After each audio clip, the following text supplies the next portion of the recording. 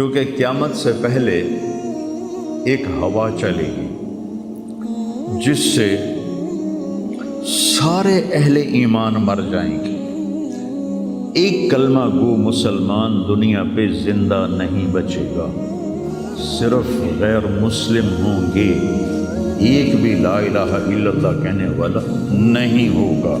اور قیامت سے 30 سال پہلے، قیامت سے 30 سال پہلے بچے پیدا ہونے بند ہو جائیں گے کہ کسی بچے پر قیامت نہیں آئے گی۔ یوم تذہل کل مرضعۃ عما ارضعت، وہ ہولناکی بتانے کے لیے تشبیہ ہے، وہ یہ نہیں کہ ایسا ہو رہا ہوگا، کیونکہ بچہ تو کافر کا بھی ہو وہ معصوم ہے، مسلمان کا بھی ہو تو وہ معصوم ہے، اس لیے آپ نے کہا کہ سارے جو نابالغ مرتے ہیں وہ جس مذہب کے بھی ہیں سب جنت میں جائیں گے، چونکہ ان پر تو بھی شریعت لاگو ہی نہیں ہوئی ہے، اور سارے بچے حضرت ابراہیم علیہ السلام کے پاس چلے جاتے ہیں۔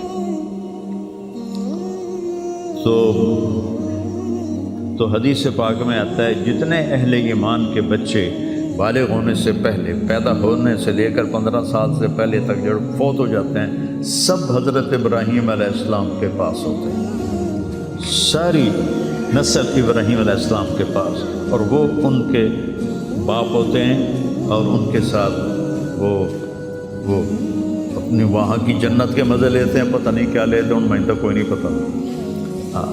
بس آپ نے اپنے بیٹے کے بارے میں فرمایا، حضرت ابراہیم رضی اللہ تعالیٰ عنہ علیہ السلام، چونکہ وہ ابھی ماں کا دودھ پیتے تھے، ان کا انتقال ہو گیا، تو آپ نے فرمایا اللہ تعالیٰ نے جنت میں ایک حور کو مقرر کر دیا ہے ابراہیم کو دودھ پلانے کے لیے، سبحان، اور کسی بچے کے بارے میں ایسی بات نہیں ہے۔ تو ڈرن والی گل کوئی نہیں، ساڈو تے قیامت نہیں ہوندی، 30 سال پہلے بچے پیدا ہونے بند ہو جائیں گے، قیامت 30 اور 30 سے اوپر کی عمر کے لوگوں پر ہوگی، اور وہ جانوروں کی طرح ہوں گے، سڑکوں پہ زنا کریں گے،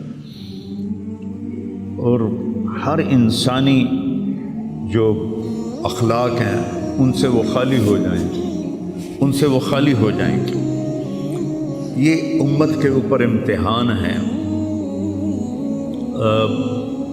ہمارا ایک ساتھی ہے وہاں کینیڈا میں، اس سے مجھے خواب سنایا کہ میں نے دیکھا کہ غزہ کے جتنے شہداء کے بچے ہیں وہ آسمان پہ تیر رہے ہیں، اور اللہ کے نبی ہر آنے والے کا استقبال فرماتے ہیں۔ تو ہمیں دیکھنے میں تو بڑا ظلم نظر ہے، ظلم ہے بھی صحیح، لیکن ہماری تو موج ہے، تو ساری جنت میں گئے، جتنے بڑے شہید ہوئے وہ بھی جنتی، عورتیں شہید ہوئیں وہ بھی جنتی، مرد شہید ہوئے وہ بھی جنتی، اور بچوں کا تو میں نے کینیڈا میں ایک نوجوان خواب دیکھ رہا ہے، راونڈ کا پڑھا ہوا عالم ہے، کہ میں نے خواب دیکھا کہ غزہ کے شہداء کے بچے آسمان پر تیر رہے ہیں، اور اللہ کے نبی ہر آنے والے بچے کا استقبال فرما رہے ہیں۔ ساڑی تو موج ہو گئی، ہمیں دیکھنے میں موت نظر آتی ہے، حقیقت میں دیکھو ایک ہوتا ہے کامیاب ہونا، اور ایک ہوتا ہے فتح پانا، ایک ہوتا ہے ناکام ہونا، اور ایک ہوتا ہے شکست کھانا۔ یہ دو الگ چیزیں ہیں، کامیابی الگ چیز ہے، فتح الگ چیز ہے، ناکامی الگ چیز ہے، شکست الگ چیز ہے۔ کربلا کے میدان میں سب سے مقدس خون بہایا گیا، سب سے پاکیزہ خون بہایا گیا، اور ان سب کو شکست ہو گئی، اور وہ سارے گردنیں کٹوا کے نیزوں پہ چڑھ گئے، لیکن وہ ناکام نہیں ہیں، وہ کامیاب ہیں۔ انہیں شکست ہوئی ہے، انہیں ناکامی نہیں ہوئی، وہ کامیاب ہیں۔ اور شمر کا لشکر وہ فتح پایا ہے، وہ کامیاب نہیں ہے، انہوں نے فتح پائی، کامیاب نہیں۔ ابن زیاد کی گردن کٹ کے جب لائی گئی مصعب بن عمیر کے سامنے، جیسے حضرت حسین علیہ السلام کی گردن کٹی ہوئی ابن زیاد کے سامنے رکھی گئی تو وہ ایسے منہ پہ چھڑیاں مار کر کہنے لگا میں نے ایسا خوبصورت چہرہ آج تک نہیں دیکھا جو مرنے کے بعد بھی اتنا چمکتا۔ کٹی ہوئی ابن زیاد کے سامنے رکھی گئی تو وہ ایسے منہ پہ چھڑیاں مار کر کہنے لگا میں نے ایسا خوبصورت چہرہ آج تک نہیں دیکھا جو مرنے کے بعد بھی اتنا چمکتا ہوا تر و تازہ ہو۔ تو حضرت ابو برزہ اسلمی رضی اللہ تعالیٰ عنہ نے کھڑے ہو کر روتے ہوئے فرمایا کہ ظالم یہ چھڑی یہاں سے ہٹا لے، میں نے ان ہونٹوں پہ اللہ کے نبی کے ہونٹوں کو لگتے ہوئے دیکھا۔ تو کہنے لگا تو بوڑھا ہو گیا ورنہ تیرا بھی سر اڑا دیتا میں۔ تو جب اللہ تعالیٰ انتقام لینے پر آئے اور ابن زیاد کو قتل کیا گیا اور اس کی کٹی ہوئی گردن آئی حضرت مصعب بن عمیر کے سامنے، تو ایک دم مجمع میں ہلچل مچی، جاءت وہ آیا۔ کیا دیکھا؟ ایک چھوٹا سا سانپ، اتنا انتہائی تیز، وہ تیزی سے آیا اور اس کی ناک میں داخل ہوا اور منہ سے نکل گیا، پھر اس کی ناک میں داخل ہوا اور منہ سے نکل گیا، پھر اس کی ناک میں داخل ہوا، پھر اس کے منہ سے نکل کے پھر غائب ہو گیا۔ تھوڑی دیر کے بعد پھر آواز آئی، جا وہ آیا، تو دیکھا وہ بھی سانپ پھر آ رہا ہے اور آ کر اس کی ناک میں داخل ہوا اور پھر نکلا نہیں، اندر ہی غائب ہو گیا۔ فتح پائی ابن زیاد نے لیکن ناکام ہو گیا۔ شکست کھائی امام حسین علیہ السلام اور ان کے 72 ساتھیوں نے، لیکن وہ کامیاب ہو گئے۔ جنگ سے پہلے آپ کو اونگ آ گئی تو آنکھ کھلی تو آپ ہنسنے لگے۔ حضرت زینب نے پوچھا یہ کوئی ہنسنے کا موقع ہے، کیوں ہنسے ہو؟ کہا خواب میں اللہ کے نبی ملے ہیں، کہہ رہے بیٹا میں تمہیں لینے کے لیے آ چکا ہوں۔ تو دیکھنے میں شکست ہوئی ہے لیکن وہ کامیاب ہیں۔ عمر بن سعد کو فتح ہوئی ہے تو ناکام ہے۔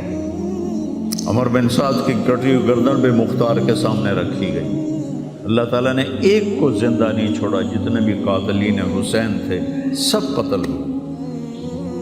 حضرت عثمان کے قاتل سب طبعی موت نہیں مرے، سب ذلت کی موت مرے۔ تو بھائیو یہ امتحان کی جگہ ہے، اللہ اپنے نبی کی امت کے گناہوں کو دھونے کے لیے ایسے حالات لاتا ہے۔ سب آپ نے فرمایا جتنا مجھے ڈرایا گیا اتنا کسی کو نہیں ڈرایا گیا۔ تو میں بتا رہا تھا ارض فلسطین یہ دوسری مسجد جو زمین پہ بنی 40 سال کے بعد وہ مسجد اقصی ہے۔ 4000 نبیوں کے باپ اور میرے نبی کے دادا ابراہیم علیہ السلام اس سرزمین میں تشریف لائے، وہیں آرام فرما رہے ہیں۔ اسحاق علیہ السلام، یعقوب علیہ السلام، داؤد علیہ السلام، سلیمان علیہ السلام، یحییٰ علیہ السلام، زکریا علیہ السلام، یہ وہ نبی ہیں جن کا قرآن میں ذکر ہے۔ اس کے علاوہ بھی سینکڑوں نبی ہیں جن کے نام نہ تاریخ میں ہیں نہ قرآن میں ہیں، جو اس سرزمین کے اندر ہیں۔ یہ محشر کی سرزمین ہے، یہ نبیوں کی سرزمین ہے۔ میرے نبی نے فرمایا ارض المنشر والمحشر، یہ محشر کی سرزمین ہے، وہ دوبارہ زمین سے باہر نکلنے کی سرزمین ہے۔ اور پہلا بڑا معرکہ روم اور صحابہ کے درمیان ہوا تھا فلسطین میں، اجنادین کے مقام پر جو آج رملہ کہلاتا ہے۔ رملہ کے قریب یہ روم کی تعداد 90,000 تھی اور صحابہ کی تعداد 30,000 تھی، اور خالد ابن ولید رضی اللہ تعالیٰ عنہ وہ لشکر کے امیر تھے۔ اس وقت وہ عراق میں تھے۔ جب حضرت ابو بکر صدیق کو پتہ چلا کہ جو 18 دن کا تھا اور ایک راستہ تھا جس سے لوگ آتے جاتے تھے وہ 2 مہینے کا تھا، تو حضرت خالد نے فرمایا میں اس صحرا کو پار کروں گا۔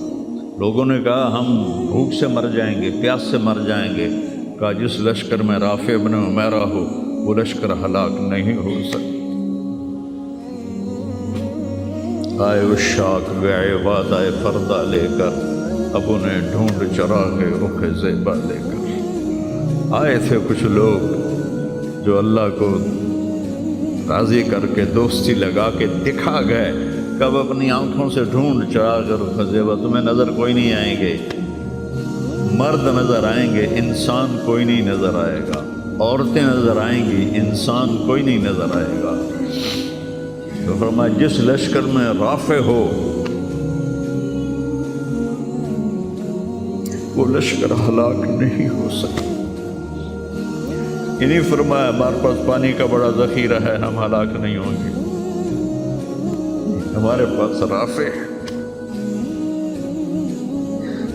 اور وہ شخص ہے جو کہے گا اللہ کرے گا۔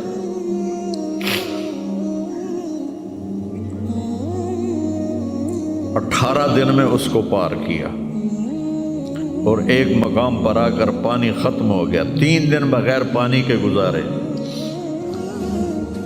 تو صحابہ نے کہا کہ اب ہم مرتے ہیں، طاقت نہیں ہے، کہا رافع کو بلاؤ۔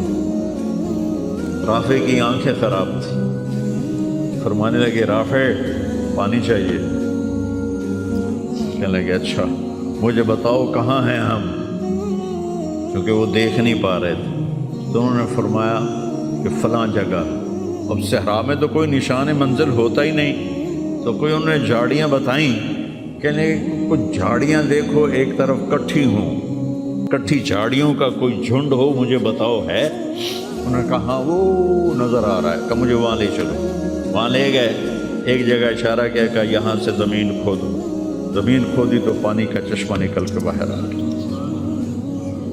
کبھی ہم بھی تم میں بھی چاہتی، کبھی ہم بھی تم میں بھی راہ تھی، کبھی ہم بھی تم بھی تھے آشنا، تمہیں یاد ہو کہ نہ یاد ہو۔ اللہ نے تو بے وفائی کی نہیں، ہم نے بے وفائی کی۔ اس کی مدد جو رکی ہوئی، یہ بھی اس کی مدد ہے۔ ہمارا شہید جنت میں جا رہا ہے، اگر زندہ ہے، زخمی ہے، بھوکا ہے، گناہ معاف ہو رہے ہیں۔ جہنم کی آگ سے ایک سوئی کا نکا عام آدمی ویکھ ہی نہیں سکتا، دھاگا نہیں پا سکتا، جس دن دی نظر کمزور ہوئے، اتنا چھوٹا ہوتا ہے۔ میرے نبی فرمایا، جبریل علیہ السلام نے آ کے عرض کیا یا رسول اللہ، سوئی کے نکے کے برابر اگر جہنم کی دیوار میں سوراخ ہو جائے تو اس میں سے جو آگ کی چنگاری نکلے گی پوری دنیا کو کوئلہ بنا دے گی۔ اس کے سامنے یہ تکلیف تو بڑی تھوڑی ہے، لیکن بات اصل یہ ہے کہ ہم نے اللہ سے دوستی چھوڑ دی۔ یہودیوں کو گالیاں بعد میں دو، پہلے ہم اپنے گریبان۔ تجھے کیوں فکر ہے اے گل دلے صد چاک بلبل کی، تو اپنے پیرہن کی چاک تو پہلے رفو کر لے۔ کتنا جھوٹ بولا جا رہا ہے، کتنے جھوٹے مقدمے ہیں، کتنی والدین کی نافرمانی ہے، کتنے گھریلو ناچاکیاں ہیں، کتنا سود چل رہا ہے، کتنا شراب کے ٹھیکے چل رہے ہیں، کتنے لوگ نمازیں چھوڑ چکے ہیں۔ صرف حکمرانوں کو میں کیا گلہ دوں، آج ہم سارے اس حمام میں ننگے ہیں۔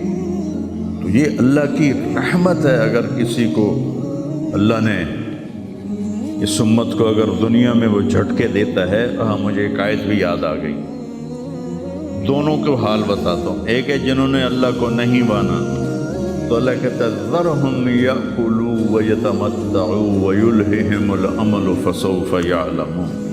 میرے محبوب کرن دے انہاں نوں موج میلا، 4 دہاڑے انہاں نوں موج میلا کرن دے انہاں نوں میرے کول آون دے، ووٹ ویکھی میں کی کرنا۔ ٹھیک ہوگی؟ ہمارے بارے میں کیا کہا؟ وَلَنُذِيقَنَّهُمْ مِنَ الْعَذَابِ الْأَدْنَى دُونَ الْعَذَابِ الْأَكْبَرِ لَعَلَّهُمْ يَرْجِعُونَ۔ میں تمہیں دنیا میں چھوٹے چھوٹے عذاب دوں گا، بڑا عذاب نہیں دوں گا آخرت کا۔ یہ غزہ کی جو تباہی ہے یہ چھوٹا عذاب ہے، یہ چھوٹی تکلیف ہے۔ دون العذاب الاکبر، فَيُعَذِّبُهُ اللَّهُ الْعَذَابَ الْأَكْبَرَ يَصْلَى النَّارَ الْكُبْرَى، اور عذاب اکبر نار کبرا جہنم ہے۔ تو میرا اللہ کہہ رہا ہے کہ میں تمہیں چھوٹے چھوٹے عذاب دوں گا، بڑا عذاب نہیں دوں گا، تاکہ تم توبہ کر کے میری طرف آ جاؤ، اور جو مجھے نہیں مانتے انہوں نے چھٹی دیتی۔ جو بچہ اسکول میں پڑھتا ہے اسی کی حاضری ہوتی ہے، غیر حاضری ہوتی ہے۔ جو پڑھتا ہی نہیں تو اس کی کون حاضری لیتا ہے یا غیر حاضری لیتا ہے؟ اپنے بچہ کوئی غلطی کرے تو اس کو تنبیہ کی جاتی ہے، گلی کا بچہ کوئی کچھ کرے تو ہم نے کبھی دیکھا ہے کہ کیا کر رہا ہے؟ یہ امت میرے اللہ کی لاڈلی امت،